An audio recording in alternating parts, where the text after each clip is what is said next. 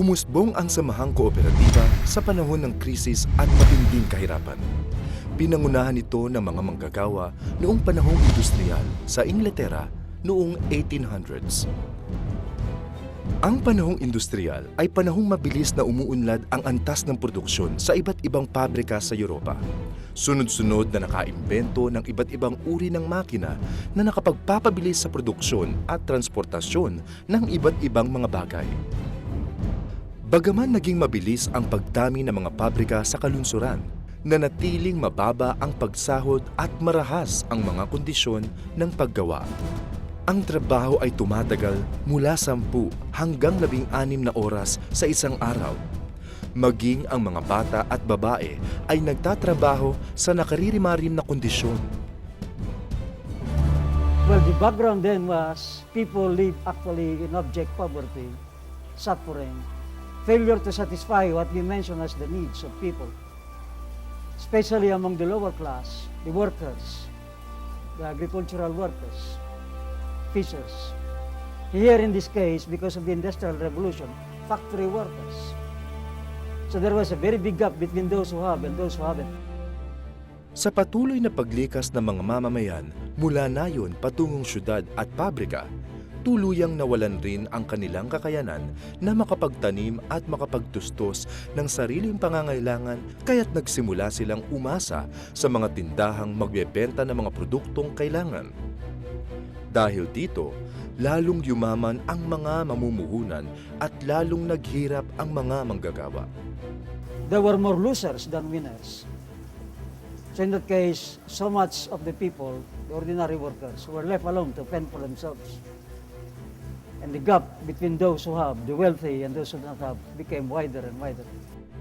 Bagaman may mga naunang eksperimento at sulatin ukol dito si Robert Owen at William King, ang kinikilalang unang nagtatag ng formal na kooperatibang samahan ay mga manggagawa rin. Itinatag ng 28 manggagawa sa pabrika ng bulak mula sa Rochdale, Hilagang Inglaterra, ang kauna-unahang modernong kooperatiba na tinawag na Rochdale Equitable Pioneer Society noong 1844. Marami sa kanila ang paulit-ulit na nagiging biktima ng pandaraya ng mga negosyante tulad ng pandaraya sa timbang o kaya kalidad ng produktong ibinebenta ng mga tindahan. Ang esensya na pagtugon, sariling pagtugon sa pangangailangan ngayon, doon nagbuo yung konsepto ng sariling sikap na walang ibang tutulong sa kanila kung hindi sila. The money that should have gone to the capitalists if it were a capitalist-owned enterprise would be profit to the capitalists. But when they themselves engage in these structures, it would be savings on their part. Noong unay, nakapagbenta lamang sila ng 4 na produkto: arena, oatmeal, asukal at mantikilya.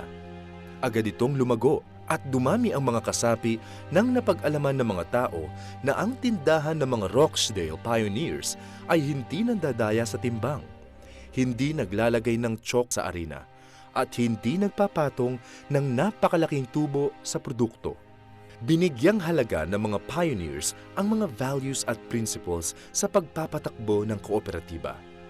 Pinakitunguhan ang lahat ng mamimili ng may katapatan at respeto.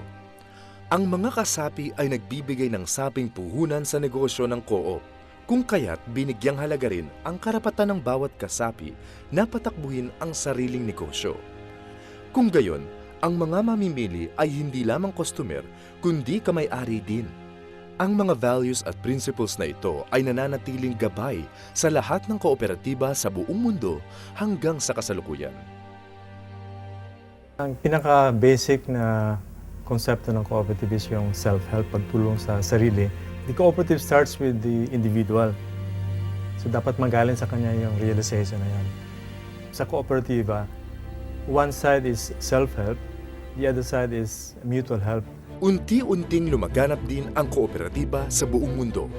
Sa Alemanya, pinangunahan ni Friedrich Wilhelm Raiffeisen ang pagdedeposito ng kapital sa kooperatiba. Dito nagsimula ang kauna-unahang bangkong kooperatiba. Noong 1901, Pinamunuan naman ni Alphonse Desjardins ang kanyang dayosisa upang makabuo ng kooperatibang makapag-aangat sa mga tao mula sa kahirapan. Nakita ni Alphonse Desjardins ang magandang nangyayari sa kanyang pag-aaral sa bansang Inglaterra, Alemanya, ibang bahagi ng Europa. So, naging buo sa kanya at naging klaro sa kanya na ito pala ang paraan para makatulong. Meron din particular na pangailangan sa bansang Amerika na natugunan nila. Ito yung pagpapalaganap ng mga electric cooperatives. Kaya kinukonsider na napakalakas ng electric cooperatives sa bansang Amerika. Nabalitaan din ito nitong isang philanthropist, ang pangalan niya ay Edward Filin. Nakita niya kung paano ito nakakatulong. Nakita rin niya yung nangyayari sa Inglaterra, sa Europa, sa Canada. Unti-unti niya itong na-introduce sa Asia. Sa Pilipinas naman, may formal at di formal na simula ng co-op. Tampok ang konsepto ng kooperasyon sa mga sinaunang Filipino ang kaugaliang bayanihan. Kung kinakailangang lumipat ng bahay, nagtutulong-tulungan ang mga magkakapit-bahay na buhatin ang kubo ng walang bayad. Gayun din, susuklian niya ito kung sakaling may iba namang nais maglipat ng bahay. Mayroon din tayong tradisyon na tinatawag na palusong, kung saan, tulad ng bayanihan, ang nais magtanim o mag-ani ng palay ay kusang tinutulungan ng kanyang mga kababayan. Sa sandaling sila naman ang mangailangan ng tulong ay inaasahang sila rin ay tutulungan ng walang bayad. Dito makikita ang pagsama-sama ng lakas kapital ng mga tao upang matulungan nila ang kanilang sarili na siyang esensya ng samahang kooperatiba. Ang unang naitalang kooperatiba sa Pilipinas ay itinatag ng ating pambansang bayani, si Dr. Jose Rizal, nang ipatapon siya sa dapitan. Nalaman niya ang ukol sa kooperatiba mula sa kanyang pag-aaral sa Europa, kung kaya't nagtatag siya ng isang supply and marketing co-op upang makatulong sa mga magsasaka sa dapitan na maibenta ang kanilang ani sa tamang halaga. Unang uri ng kooperatiba nagsimula talaga sa Pilipinas, no? Yung mga agricultural cooperatives. Pero ang matagumpay na uri ng kooperatiba, yung tinatawag na credit union. Nagsimula yan sa Vigan, Ilocos Sur, mga misyonaryo nagsimula niya. At ang layunin ng credit union o credit cooperative is to promote the habit of thrift, savings, and the wise use of credit. Itong 1960 naman, itong mga missionaries that set up Silliman University organized the first consumer cooperative. Dahil ang academic and university background, lumaganap naman yun.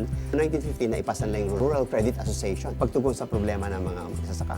Kaya kung mapansin mo, 1960s, simula nung Vatican II, ay lumaganap na ang mga Paris-based cooperatives. Perpetual Help sa Dumaguete, yung Perpetual Help sa Tacloban, yan naman ay pinalaganap ng mga Redemptorist. And then, sa Mindanao, may pinalaganap din ang mga Notre Dame. And then, pinaligawanag din ng mga Jesuits, yung Society of Jesus, ang cooperative sa Xavier University. Noong taong 2000, nasa 800 milyong katao na ang mga kasapi ng kooperatiba at may 100 milyong manggagawa. Sinasabi ngayon ng mga eksperto na ang pinakamainam na tugon sa pandaigdigang krisis sa ekonomiya ay ang pagkakaroon ng mga values at principles sa pagpapatakbo ng negosyo upang hindi masilaw sa paghahangad ng malaking tubo. Sa ngayon, malaking bahagi ng ekonomiya ng mundo ay pinapatakbo ng mga kooperatiba. Sa Japan, 99% of farmers are members of cooperatives. The government consults them for policies in agriculture. The Koreans seem to have a fertile ground for the development of cooperative because their culture was very supportive of cooperation that is indigenous to the culture of the Koreans. They were able to combine this with the new technology, so they did not hesitate to apply new technology in the management of their cooperatives.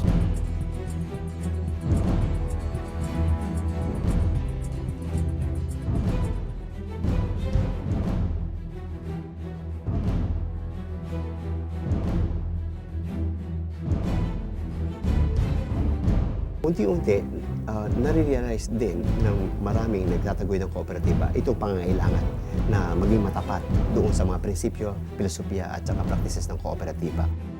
Dahil sa mga kooperatiba, nabigyan ng pagkakataon ang maraming mga tao na kapag-aral man o hindi, mahirap man o profesional, na maiangat ang kanilang kabuhayan at dangal, magkaroon ng patuloy na karunungan at makatulong sa kapwa. They realized and they knew it right from the beginning that it's a business enterprise. However, it is a business with the heart, they say, in the sense that in their coming together, they inculcated certain values which are rarely or we do not see that in ordinary commercial enterprises among the capitalists. But it's an alternative system. They're offering an alternative, especially for people who are excluded, let's say, excluded from society or from the economy because they have limited means. In the Philippines, we need to remind ourselves of this kasi right now, those same problems like extreme poverty, exploitation, injustice, nangyayari pa sa atin yun eh. And the cooperative is the only way, the only institution that can provide them not the refuge, but the capacity to improve themselves. May asenso sa pagtutulungan. Anuman ang adya ng bukas, ang mahalagay, sama-sama pa rin tayong haharapin ang hamon sa pamamagitan ng samahang kooperatiba. Yan ang kasaysayan ng